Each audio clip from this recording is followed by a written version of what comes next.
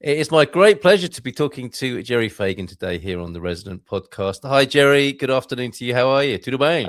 Good afternoon, Carl. It's great to be on your show, and I'm happy to have a good chat with you today. Oh, I'm sure we will. You've been in the business for 50 years, and I think probably around half of that here in Portugal. Can I begin there? What brought you to Portugal in the first place? Well, now that is going back. I came here. I had a horrendous experience of my first sort of international holiday when I was 20, and I went to the Spanish always cast me out for this, and even though my daughter is now almost a resident of Barcelona and is studying down there, and she always gives it out to me when I say this, but I had a terrible holiday down in Spain, and anything that went wrong could have gone wrong.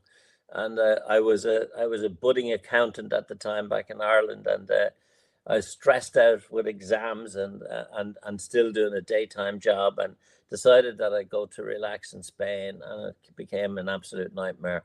Yeah. And so one of the things that happened then was, I said to myself from the day I came back, I'm just that's an experience I'm never going to have again.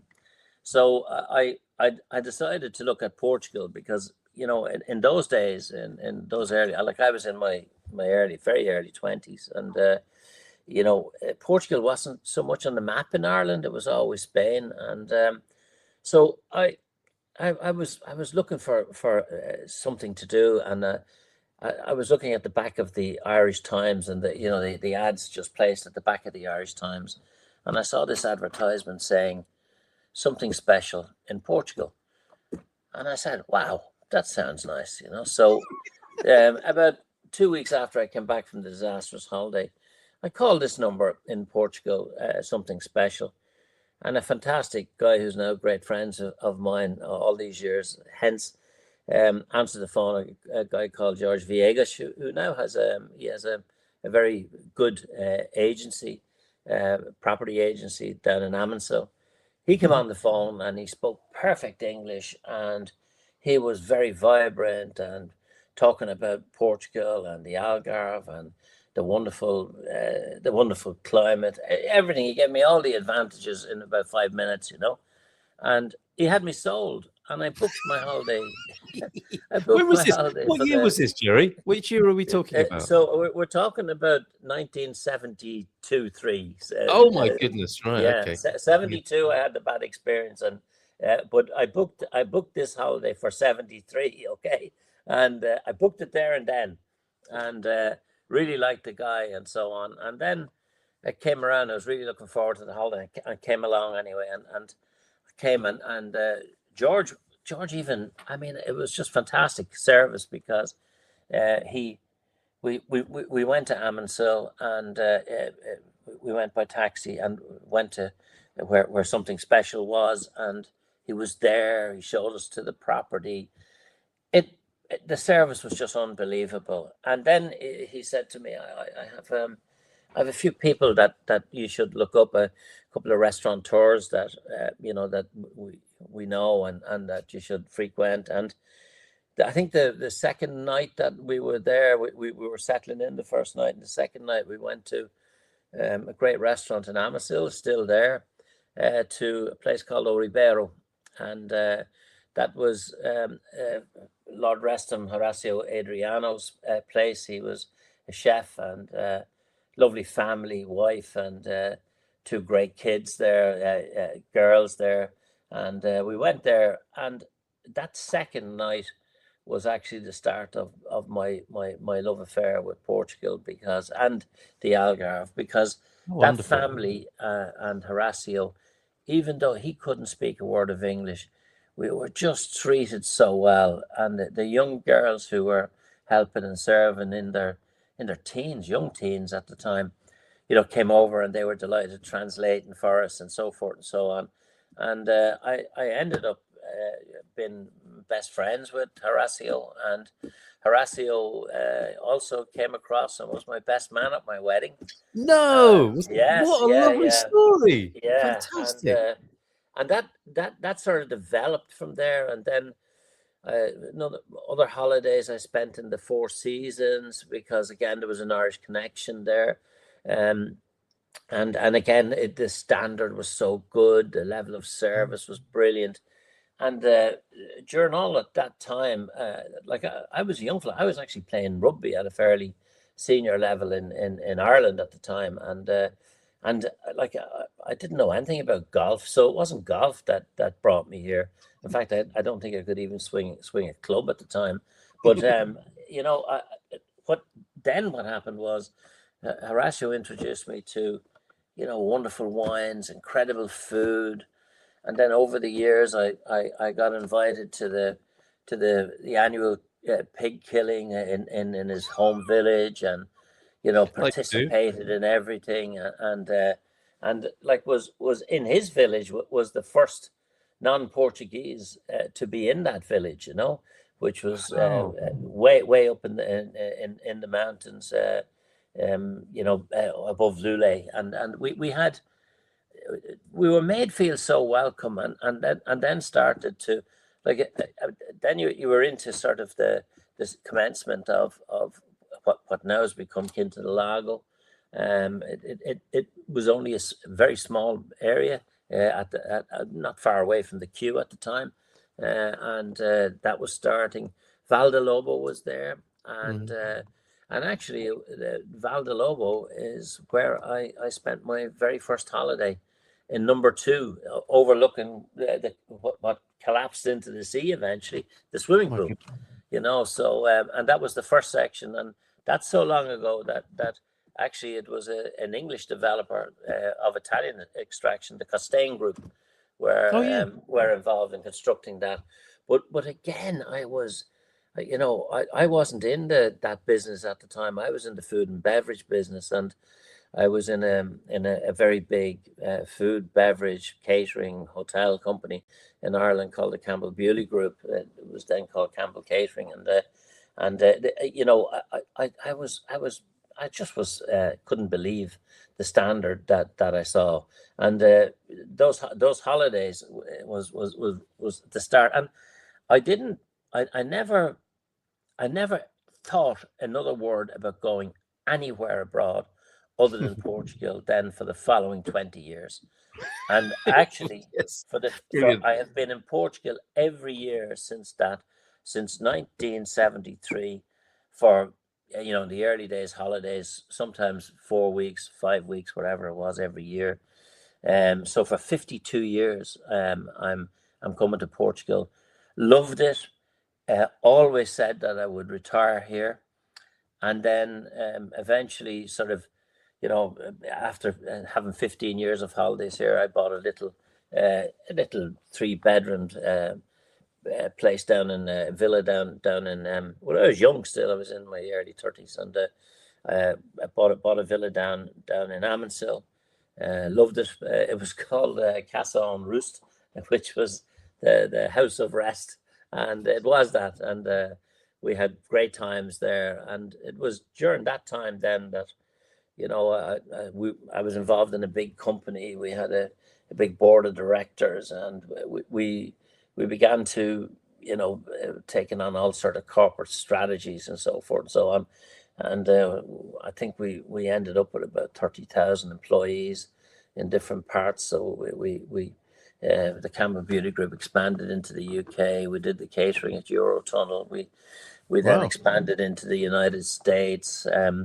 In my job, and I'm sort of an accountant by profession, but I didn't lose the accountancy profession, but became more entrepreneurial, and I developed then operations in Egypt and Cairo, and I went down to Jakarta in Indonesia and set up our company down there. So, and that was all related to the oil and gas business, because offshore Ireland, we were providing all the catering and food and beverage services for Maritime Petroleum, who had set up there, and also for all the rigs and platforms that came into, usually in Cork, in that time. So it was an opportunity to expand, and like at one stage in the Red Sea, we were servicing 15 rigs and platforms, so it was like a smallish Irish company, who took big steps, if you like, out there. So and part of the ambition to do that was sort of came from Portugal, in the sense that, to see what one could do, and what one could achieve in another country, even without the language. It was astonishing, and then I decided this is where I want to be. How I amazing. loved everything about the country, loved everything about it. So. And you visited many other places, but clearly still kept coming back to the Absolutely. to the love. I mean, at one stage, I was considering and looking at living in Cairo, and indeed down in Jakarta as well, and at various, and then you knock a bit of sense into yourself and say, I mean, there's challenges and there's challenges, and at the end of the day, Portugal seemed to me like the best bet, So you switched Pharaoh for Pharaoh, as it were. Absolutely. Thanks to Sarah Allen for that joke. Yeah. Amazing. Good fun. When did the switch take place to bring you from food and beverage industry then to entrepreneurial activities in Portugal? I was 25 years in that business, and I retired from what was the Campbell Bewley Group, very, very big firm, still big firm in Ireland, and we owned the famous Bewley's Cafes, one in Grafton Street, for example, which has been there since the middle of the 18th century. So wow.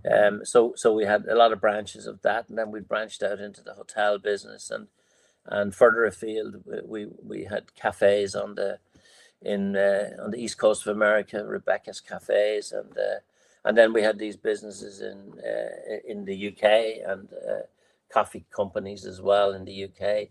We produced coffee and tea, our own coffee and tea.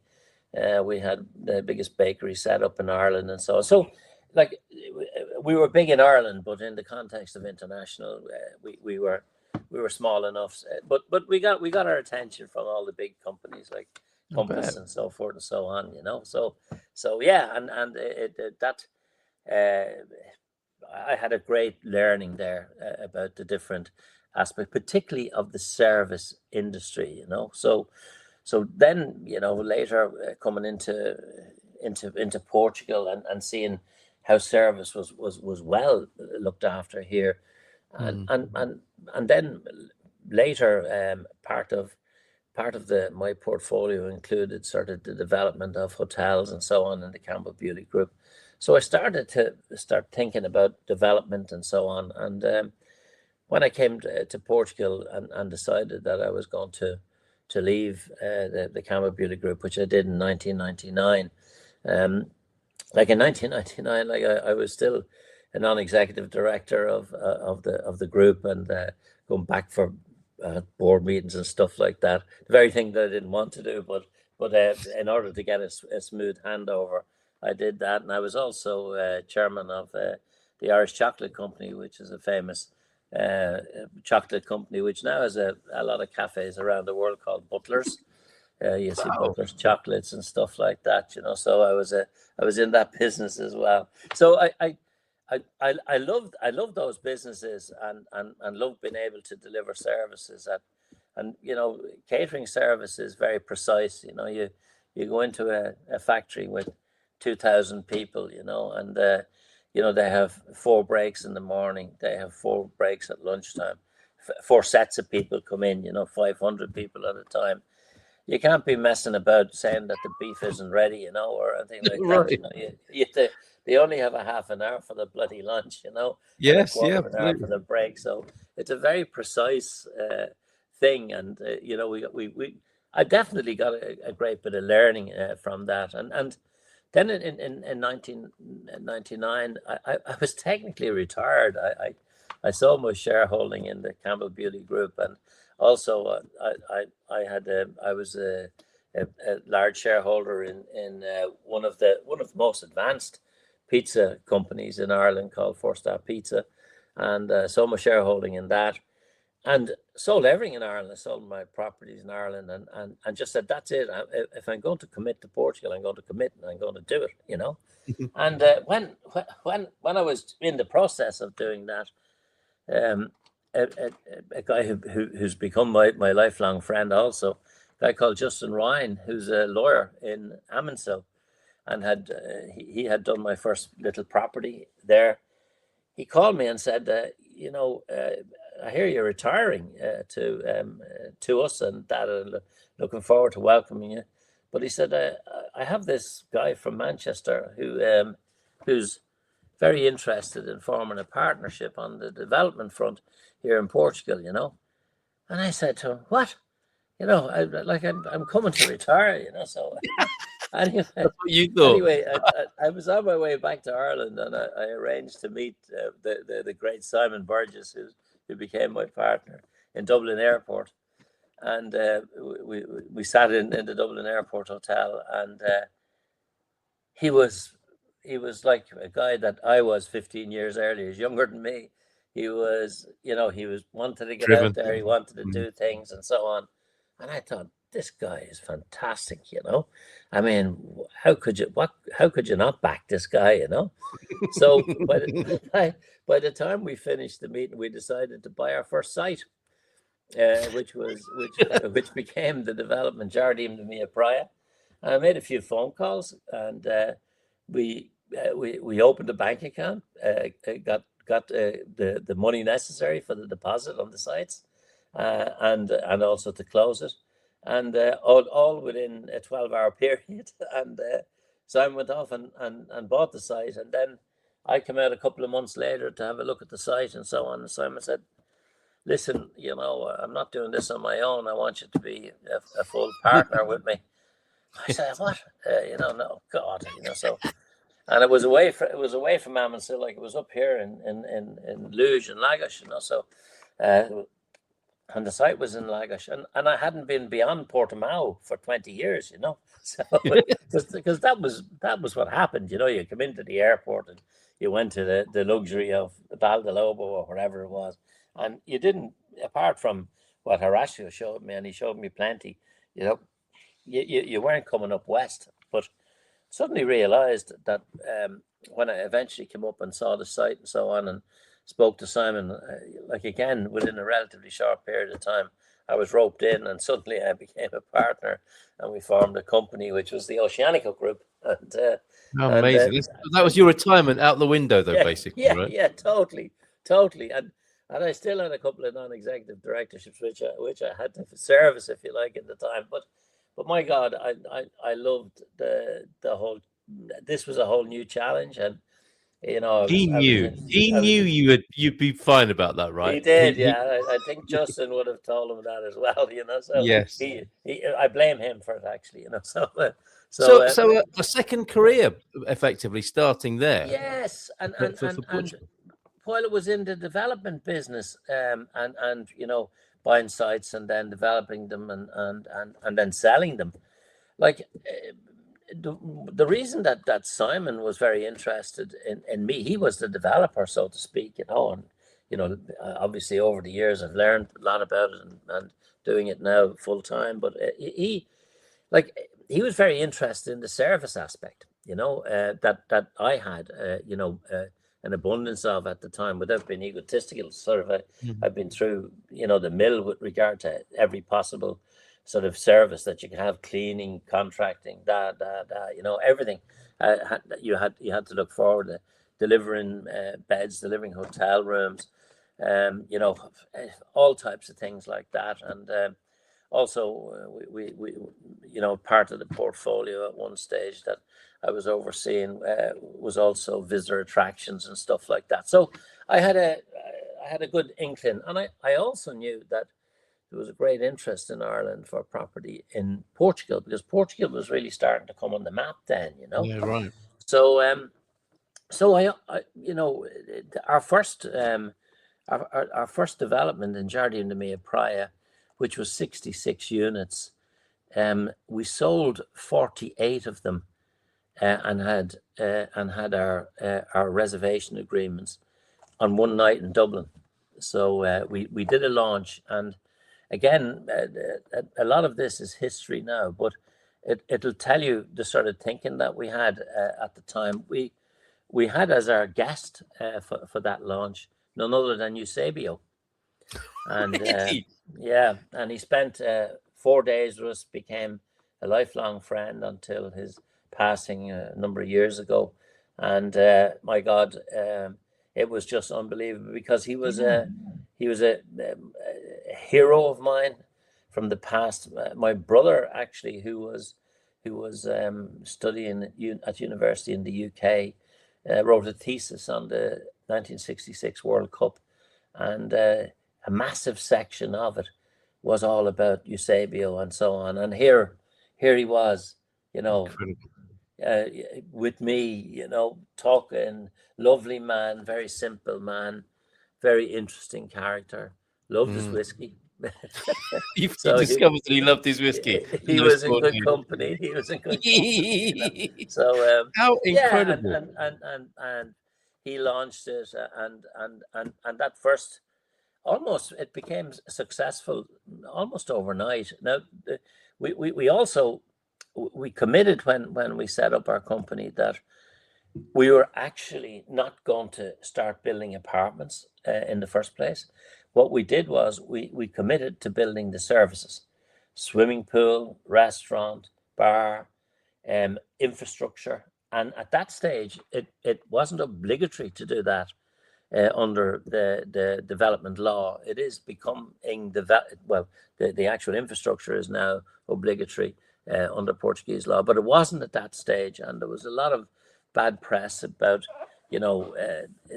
these sort of buying weeks in different destinations and so on, and suddenly they never got constructed and built. So what we did was we did restaurant, bar, swimming pool, all of that first, and put our sales office actually in the services, so that when people came, they knew exactly what they were getting from moment one.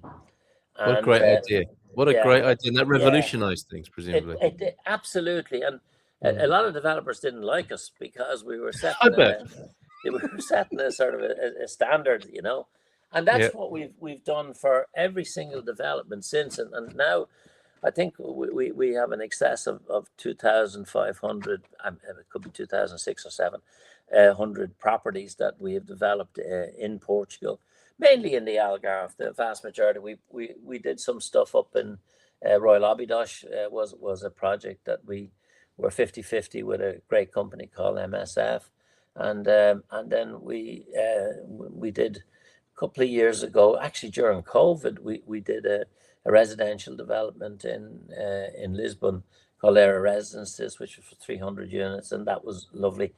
Now, as I'm getting older, I'm coming back to my base here, and so we're now sort of in the final stages of Reserva de Luge, which just has 8 plots left and shrinking now. So it had originally 80 plots. So we're hoping by the end of the year that we'll have those plots sold. We provide then, and this goes back to the service again, because we have a turnkey service that we utilize. We have a fantastic project manager, a wonderful architect, and for all of those 8 projects, we have the concepts are already there. Of course, people can adjust if you like, but I think when people see what we've put there, and knowing what the demand has been over the last 80 plots or last 72 plots or whatever it was, we've crafted these concepts, and we certainly feel that people will love them and enjoy. I mean, we're more for the sort of we're not for the flash. I sort of say that our client base up in Lagos is they're not so flash. I mean, they don't necessarily. They have what I call discreet wealth, okay, and they want to remain discreet about it. In other parts they like to show off their wealth, and fair play to them. I have no difficulty about that. But no, that's what we do. We have another couple of 3 fantastic units, something that I wanted to do for a number of years, right in the center of Lagos, beautiful, beautiful penthouse and 2 beautiful apartments right in the center of town, walking distance to everything, all Oh, it sounds serviced by lovely. lifts, and very high standard of finish and so on. And it's something I wanted to do, and it's something probably which is sort of stupid coming from an accountant, but probably something that we won't make a lot of money on, but it's directing us now in a sort of a smaller way to start to do things that we like to do, that we Yeah. choose to do rather than have to do. So and it's nice, I think, when you come to this age in life to be able to do that. So Listen, and Gerry, it's amazing. You make it sound a little bit like you're calming down. When 2,500 homes have been built, more are yeah, being built. It's by other mere mortal standards, your output is still incredible with these beautiful projects that you're speaking of. What an incredible journey to be here. Something I want to ask you about. As we sort of come towards some sort of conclusion, I could listen to you speaking about Portugal and the Algarve and your work all day. Fascinating, absolutely fascinating. But what I want to ask you about is the Portugal you fell in love with. Is people will be saying, oh, well, certainly Spain's loss is Portugal's gain. You coming here, falling in love with the place, and that was 50 years ago that you were talking about. yeah. It's still available, isn't it? That's the beauty of it. It's not, I mean, obviously it's a different place 50 years later, and significantly so in many ways. But that hospitality, that beauty that you spoke of, the family, Horacio, you Yeah. can still find that in Portugal, can't you? Absolutely. And one thing I'm going to say to you now, and it might sound a bit strange, but actually standards of construction, standards in terms of services have improved year on year on year. And and the Portuguese have really got to know how to service customers and so on. And also, what has happened with the country, I remember when I looked at the very first national development plan, and I ended up being lucky enough to speak to the minister at the time who had developed it. And his whole theory was, we want quality and not necessarily quantity. Very good. And I think what's happening now is, like, if you look at the planning restrictions and so on, and to a certain extent, I'm benefiting from those, because my Reserva Deluge project was 40 years in the making in terms of when it got its planning permission first. And there are no plots like this, south facing, elevated site, anywhere in the Algarve at the moment that you can construct on, let alone that has full planning permission. So I benefit from that quality rather than quantity situation. And I think now the all of the cameras, and generally the whole planning situation. And if you look also, I had the pleasure of meeting the Secretary for State for Tourism 2 weeks ago in their incredible offices in Lisbon. And I have to say, it was just, to me, it was so not only heartwarming, but to see what they're doing. They're not trying to milk it.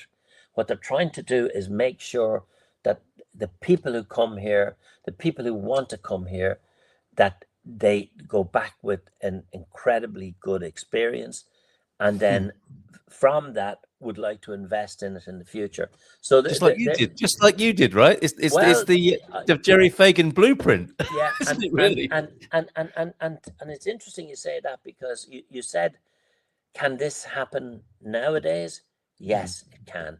Isn't that amazing? Yes, it can, and particularly so, I have to say, in the eastern and western Algarve. I mean, the western Algarve it's incredible. It's a beauty spot of beauty spots, and when you look at places like Mia Praia Beach, 20 kilometers of beautiful beach, running all the way into Lagos and over to Alvor. you just say, someday I pinch myself every morning. I get up and I say, my God, I'm a lucky man to be able to do Yeah, this. yeah. That's incredible to be able to say that. And what an amazing life you've had here in Portugal. And what are your hopes for the future, Gerry? You know, that's 50 years ago that you came, 25 years ago that you started in earnest building here. 25 and 50 years into the future, what are your hopes for Portugal? Yeah, well, I probably won't be here. You and me both, probably. They'll be coming to visit me somewhere, So, and hopefully bringing an odd flower or something to me, Yes. But I think my immediate thing is, like, you come here in the first place to get a better life, and to live, and to get away from wars, to get away from conflict, to get away from cutthroat business. You come here for, in my mind, to have a whole different holistic living experience, okay? And it's affordable in Portugal, and my hope is to help that sustainability and affordability going forward. I mean, we will be launching a completely out of the box project very soon. It's been mentioned already. It's called Nova World. It's the first 360 immersive dome in Europe, okay? And that's going to come here to the Algarve. We've already the site purchased. We're working away now. I've always been very interested, and my family have always been very involved in the entertainment business, and it's something that I hanker for. Every now and again, I sing an odd song, stuff like that. So, but I think if only I'd known. If only I'd known. You're still very welcome. No way. And we need a couple of whiskeys, though. A couple of whiskeys, and then we'll be all right. Yeah, no, plenty of the old Vino Tinto is what I need, So, but interestingly, I suppose my aim and is to really look after my family now, and to make sure that they experience the same experience as I've had. We've had our two kids have been here since we started. We had our first kid 6 weeks after we came here. Did you? And then so he's 24 now, and he's in the UK and doing very well. And then my daughter 21 very soon, in at the end of May, and she's at university in Barcelona. But they'll both come back to Portugal, and they see the benefit. And one of the interesting things about those young kids is that the benefit that they see is not only for themselves, they're planning to have their own kids here.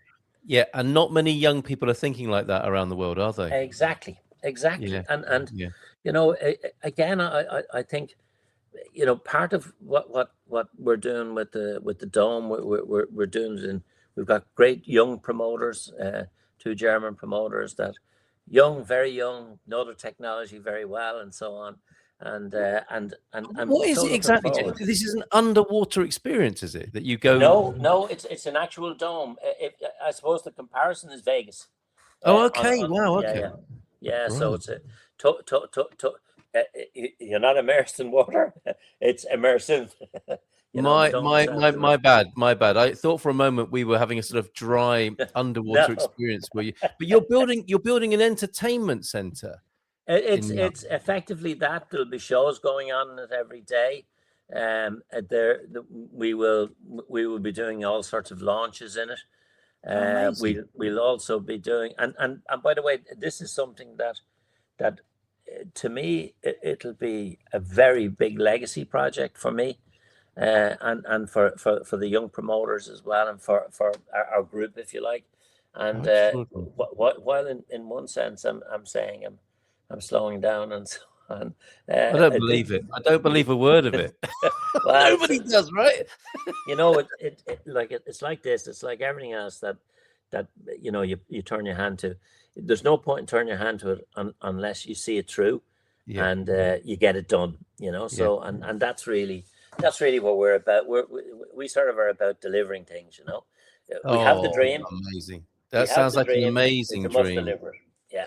A final note then, a musical note perhaps, Gerry, and I'd love to talk to you again, and obviously nearer the time of completion, and you know, to stay in touch No with you on the problem. Resident podcast. Yeah. But who would you like to see performing on that stage, the inaugural? I'm sure you've got somebody in mind, and maybe you can't say, but give us some sort of indication. Well, I honestly think that we look. One of the young groups that I've been following, which I think are going to be probably in everybody's mind, and mind you, my age wouldn't direct this, but will be in everybody's mind for at least the next 10 years, is a group called KEO, K-E-O. Okay. And look them up. And to me, their mum and dad came to live here. They were raised here in Lagash and Luge. And look up KEO, and you'll see these are going to be a musical sensation. And I just want to point out just one small thing about the music business, and in relation to Lagash and Luge. Paul McCartney came to Luge. He did, and a song was written, wasn't it? A song was written on that journey. Correct. Yes, about that journey. We have the Tremolos. We're here the lead singer from the Tremolos and his wife, who used to be the hostess on. You're even too young for this, Bernie the Bolt. So, I remember Bernie the Bolt. Bernie the Bolt, yeah. The Golden Show. Yeah, absolutely. And in Lagash, and then you have electric music. Two of the top 10 performers in the world of electric music all come from Lagash and Luge. And then you have KEO, who in my mind, I haven't spoken to the mum and dad about it yet, or their management company, but I would love them to launch, because I've been looking at these kids from they were 8, 9, 10, and they're just early 20 now, and my God, they're going to be the biggest sensation in the world of music. Are these the lads with Irish roots, and they've been in Devon and in London? Is that yes, absolutely. That's amazing. Irish name, obviously, and they've changed it, haven't they, to KEO? They're KEO, but they're KEOGH is the the name. And look, the reason I'm saying that from just a band point, because we've been doing a lot more than just bands in it. You know, it's got the ability to do an awful lot. It will hold 800 to 1,000 people. So you know, and we'll be doing very specialist concerts in it.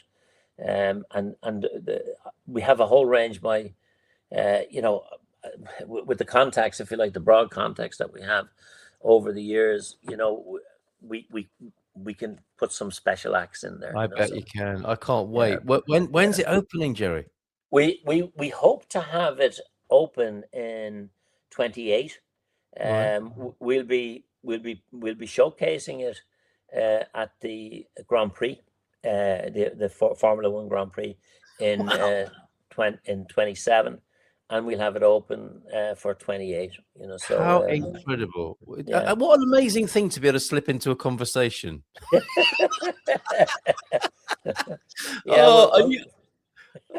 It would be great fun chatting with you. What a lovely note to end on. That brilliant news for the future, and thank you for sharing all that you have. And I was going to say to you what happened in Spain, but that's going to have to wait for another time, isn't it? It was just terrible. It's just a terrible holiday.